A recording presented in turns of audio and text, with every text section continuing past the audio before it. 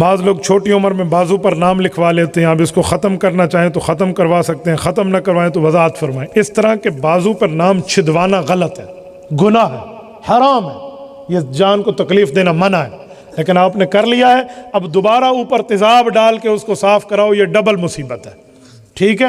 تو اب بس اس پہ توبہ کر لو، استغفار کرتے رہو، ایسے کچھ مٹتا ہے تو مٹا لو، تیزاب ڈال کے پھر جسم کو خراب نہ کرو۔ آپ کہتے ہیں چھوٹی عمر میں کرا لیتے ہیں، میں وڈے وڈے داڑھیاں والے کو اللہ ممی میں کروا اندر اٹھے، اسے ہی تھا اونٹ بڑھا دے، میں کہے کو ٹھوٹ بڑھا دے، تیرا دماغ خراب ہے، اونٹ یہاں بنا دے، کیوں بنا دے بھائی؟ بھئی ٹیٹو بنانا یہ کوئی اسلام کا طریقہ ہے؟ یہ کوئی مسلمانوں کا کام ہے؟ علماء کے ہوتے ہوئے نرے حافظ بیٹے کو تقریر سکھانے کے لیے جمعہ کے دن ممبر پہ بٹھا دینا کیسا ہے، جبکہ نرا حافظ آیات قرآنیہ کی تشریح بھی کرتا ہے، وضاحت فرمائے۔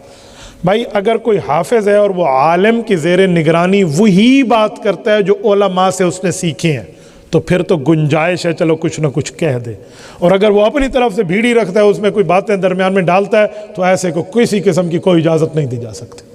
وہ عالم کی زیر نگرانی بات کرے، علماء اس کے والد بیٹھے ہوں، اس کے استاذ بیٹھے ہوں کہ ہاں بچہ کہو، تاکہ غلط کہے تو لوگوں کا ایمان خراب نہ ہو، یہ بتا سکے، پھر تو ٹھیک ہے۔ تو یہ تو ایسا ہی ہے، آپ کسی نئے ڈرائیور کو گاڑی دے دیں، چل موٹر وے تے چلا، انشاءاللہ وہ اعلان تھی سی بے فلانی جا تو چاہتا ویسی، یہی اعلان ہوگا پھر۔